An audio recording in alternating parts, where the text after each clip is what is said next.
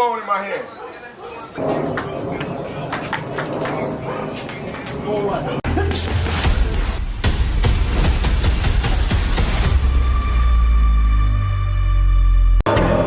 Work hard, sacrifices, discipline, time away from my family.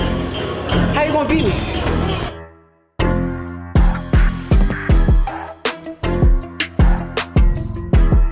You finna see the champ that is goddamn best of the best of the best of the best.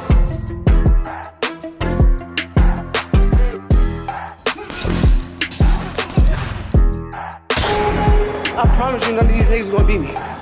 None of them. I'm gonna make an example out of Tio. That's the only thing I love. Hey, Tio, I'm gonna bust up your eyes, I'm gonna whoop your ass, and I'm gonna beat the shit out of you. You better be ready, boy. Like, I felt like you knew how little Lomachenko was, and you kind of capitalized off of that. Heck no, that man was a lot to deal with. Y'all don't understand, the man was #1. Yeah, over sure. Canelo, Sure. over Crawford, over Inu. But you don't think that the size of him just kind of helped you? Bro, styles make fights, not the size. I agree with that. I'm with you on that. But for the first 6 rounds, he didn't punch. Because I didn't let him. You didn't let him punch? Absolutely not. Okay. I want to see this magic. Must be magic. At the highest level of boxing, some moments are made under flashing lights and roaring crowds. But the most dangerous stories begin quietly, hidden inside a gym long before the spotlight arrives. Back in 2016, inside a sweaty Miami training facility, 2 rising stars shared a sparring session that was never meant to be seen outside those walls. One was the calm, calculated defensive master Shakur Stevenson. The other was the explosive, fearless, and unpredictable Teofimo Lopez. Both were signed with top rank. Both were viewed as future champions. And both wanted to prove dominance. But rumors say that sparring didn't end with respect. It ended with... I mean, we were stablemates, me and Shakur, top rank. He talks about this and that and about, I was jealous of him. No, I'm not. You were a 2016 USA silver medalist. You're gonna get your signing bonus and all that extra stuff. Thing was, they were trying to secure him in a different route because they had put a lot of money in him. Me, I think I was just supposed to be an opponent eventually. Teofimo Lopez has never let that day fade from memory. Now, as January 31st draws closer, he's making sure everyone hears his side of the story. He insists he wasn't simply matching Shakur's skill. He says he was breaking him down. According to Teofimo, he saw doubt and irritation in Shakur's eyes. A moment where Shakur realized his defensive style struggles when facing someone fast enough to pressure him and powerful enough to punish mistakes. This fight isn't just about belts or legacy. It's a long-standing rivalry finally coming to the surface. And both camps today show that neither man plans to leave anything unfinished. Teofimo Lopez says that he's going to fight Shakur Stevenson dirty. Stylistically, when you see a fighter like him, it is not illegal to do certain punches and throw certain punches or hit certain areas. I heard that concept from an icon. That's the credit on how masterful he is. You have to be dirty, you gotta be rough, you have to use the elbows, head, bend it up, you have to use everything. Because this guy, as far as his style is concerned, this guy is a master fighter. And though Shakur Stevenson is no Floyd Mayweather, he is considered probably the most superior, technically sound boxer in the world. So with Teofimo Lopez saying, hey, I'm gonna do things that people may think is dirty, but it's legal. I can't fight in a very sound sportsmanship manner. I have to create chaos. And maybe Shakur Stevenson, maybe he can't operate in the chaos. Inside Teofimo Lopez's camp, the environment is intense but controlled. He's pushing himself through workouts that would drain most elite fighters before they even finish half. He's using heavy gloves that make every punch feel exhausting. He trains at non-stop high intensity with no breaks, testing the limits of his lungs and heart. He swims, lifts heavy weights, and shadow boxes with resistance to stay sharp and flexible. This brutal, old-school approach is meant to turn him into someone who doesn't just win, but overwhelms opponents. Teofimo isn't preparing for a regular bout. He's preparing to prove that Shakur's reputation exists because he hasn't faced real danger at 140. None of them. I'm gonna make an example out of Tio. That's the only thing I love. I promise they got me fucked up. Work hard, sacrifices, discipline, time away from my family. How you gonna beat me? Ain't no way you can beat me that way, bro. Why I keep saying I'm the best. Niggas don't want this shit more than me. I know it. I know it. I want this shit so bad. So bad. Shit easy, man. Easy, man. Easy. Always easy, man. You already know. Always easy, man. While Teofimo brings noise, energy, and force, Shakur Stevenson is moving in complete silence. His camp carries a cold, focused energy that has experts paying close attention. For years, critics said Shakur was too small and relied only on movement to survive. That narrative is fading fast. Fighters inside his camp, including Gary Antoine Russell, are seeing a serious physical transformation. They describe it as real grown man strength. Shakur isn't just gliding anymore. He's building a solid frame that lets him stand firm in close exchanges. He stays in the center of the ring while fresh sparring partners rotate in, handling each one. A lot of people going back and forth with it. Some people think Teo got the advantage because of the weight and that he's athletic and explosive. Some people say Shakur is the better boxer. Yes. Right? How you see that fight ending? Well, they saying, you know, they got the weight and all that. I see Shakur boxing big guys, light heavyweights and all that stuff. Just like moves, you know, big box heavyweights and put heavyweights down. You know what I mean? I think that's the right move for him. You know what I mean? Get up, and I think he can really do good at that weight. This isn't a stoppage. I'm looking at a decision, not a stoppage. But then it all according how Teo come in. If Teo come at him, you know, he gonna run into some shots. This clash of styles has split the boxing world, and the criticism has turned personal. Regis Prograis recently stirred debate by claiming that while Teofimo is incredibly athletic, his mindset can be fragile. It's a bold statement aimed at a two-division champion. Prograis points to moments where Teofimo loses focus when pressure rises. He looks unbeatable when in control, but when a technical fighter like Shakur lands clean counters, frustration follows. In boxing, frustration often leads to mistakes. If Teofimo can't manage the mental strain of chasing Shakur for 12 rounds, his aggression could fall apart in dramatic fashion. I think he wins it comfortably. Yeah, I think he wins it comfortably. I think, you know, Shakur, I think the thing is about Teo is very good athletically, but he's weak-minded. You know, you can see in some fights he struggles. Teo does struggle. You know, now he does come up for big fights. Lomachenko, he came up. Josh Taylor, he came up. But a lot of fights, man, he struggles. And, you know, he does struggle on a whole lot of fights and stuff. Like, I think he looked good. Yeah, he looked good against Barboza. But like I said, for the most part, Teo does struggle. And I think he struggles mentally with a lot of things. But I think with Shakur, I think Shakur's going to break him. I think maybe the first two or three rounds, it might be a close fight. You know, it might be close. It might be 2-1 or something like that. But then after that, I feel like, you know, Shakur is probably going to start stepping up, and Teo's going to try to hit him, and it's not going to work. And then Shakur might start. The thing about Shakur is a very good, a real good counterpuncher, really sharp. Real sharp with the counterpunch. He sneaks those punches in, you know, and that's the ones that hurt the most when he just sneaking them in when you're not supposed to hit him. So I definitely feel like, yeah, I feel like Shakur is gonna beat him comfortably. Not knockout, but comfortable 12 rounds for sure. Have you sparred Lopez before? I never sparred Teo, no, never. The real discussion now centers on strategy.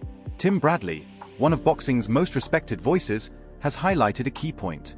Everyone understands how Teofimo can struggle through pressure, fatigue, and rushed decisions. But no one has discovered a clear way to beat Shakur Stevenson. There is no proven formula. No fighter has figured out how to truly unsettle him. He controls the ring like a chessboard, always thinking ahead. He doesn't rely on raw power.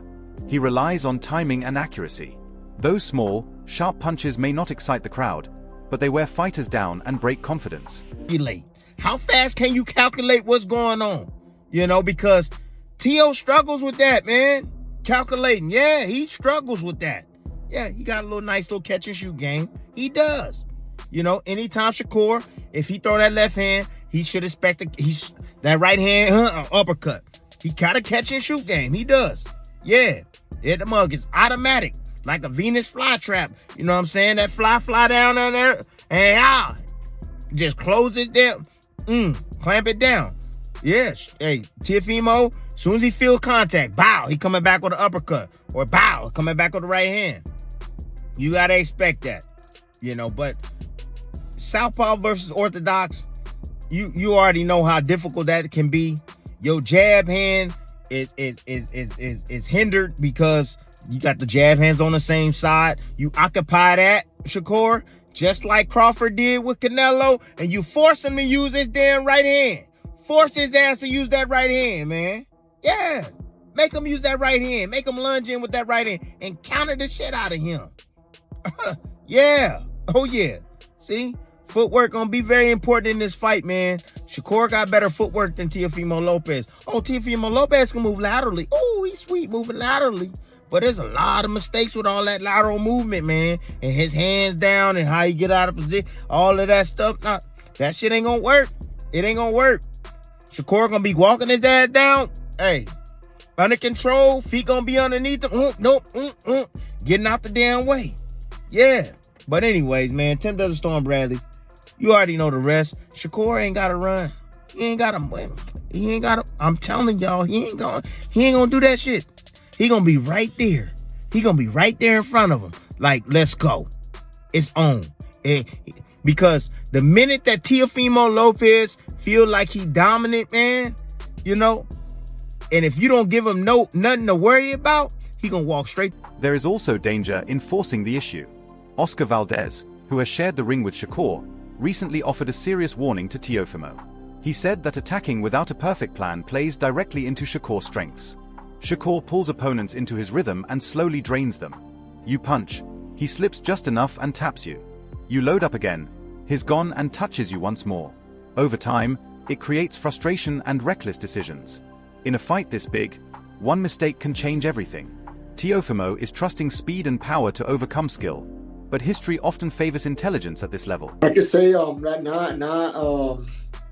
not getting greedy inside the ring with him, not losing focus, not letting him get into his game plan when it comes to invite you, because there's no option. There's either you fight his game or you fight no game. Because we've seen with Dos Santos, he didn't try to put the pressure on him, and it was an extremely somewhat boring fight because neither or was trying to set the tone inside the ring. So if you're gonna set the tone with someone with Shakur, you better have a game plan, because the guy he's gonna be patient. He's not gonna get off his game plan to fall into your trap. So if I'm Teofimo Lopez's coach, I would tell him not to lose focus, not to get frustrated inside the ring. Stick to your game plan, whatever game plan it is. If it's A, B, C, whatever it is, stick to it and go for it. But someone like Shakur Stevenson, like I said, it's easier said than done with a fighter like that, because it's not like he's too back from you. He's just right there in your face, and once you throw, he just rocks back a little bit and touches you. Then it becomes very frustrating. Then when you start loading up, then he does it again. He starts loading up in his shots, but just unboxing you. So I would just say, it's like I said, it's a tough one for me to pick who will come out victorious. That's why I go with the 50. As January 31st approaches, the narratives are locked in.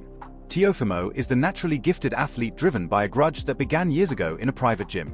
He believes it's his destiny to destroy the myth surrounding Shakur. He's pushing his body to the edge because of it. On the other side stands Shakur, quieter, stronger, and more focused than ever before. He isn't chasing attention or noise. He's focused on executing his plan with precision. This fight isn't just about speed or strength. It's about which mind stays sharp when the pressure is at its peak. Okay, with that being said, then what does Teo got to do to win? He has to get Shakur up. How would I say this? I don't want to just make it seem like come across as if Shakur is novice, but the times that Shakur is putting himself against the ropes, this is the time that Teofimo is going to have to depend on his explosiveness. He's going to have to depend on his offset lead right hands. He's going to have, but even doing that, everything with Teo comes off his front foot, his explosiveness, his speed, everything. So it's almost like whenever the times he gets Shakur up against the rope, he got to pick his shots well, but then after that he have to be ready to defend, because with Shakur, the return is always coming. So he got to go into the offensive lane, but he have to go into it with good defense, which in my opinion, he really don't do that good when he's going into offense. He usually come in into an offense lane, like with his lead hand down, coming with head movement. But I just believe when he do get closer to Shakur, he's going to have to overload with work. He's going to have to really double up with one hand. He's going to have to use his feet, bust angles, things of that nature. So me picking Shakur come across as if Teo is not as gifted as he is, but I believe he's just in with a much more gifted athlete.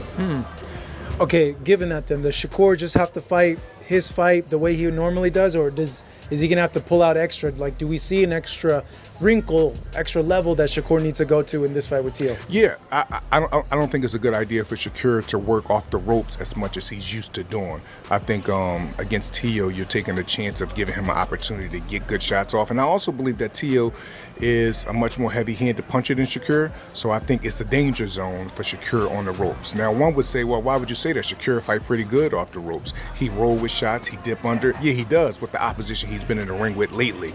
I think this is the best opponent he's fought under the lights. Teo is the best opponent that he fought, and I just think that him being on the ropes, them are the times that Teo is going to have success if those times happen. But I think whether fans expect a technical chess match or violent war, one thing is certain. The versions of these two fighters stepping into the ring will be the most dangerous we've ever seen. Teofimo wants to silence critics who call him unpredictable. Shakur wants to prove there is no blueprint to beating him. If you respect strategy as much as heart, this is a fight you can't miss. In boxing, everything can change in one punch, but the real battle begins long before the bell. That's all for today's video. Like, subscribe, turn on notifications, and share your thoughts in the comments. We'll see you in the next one.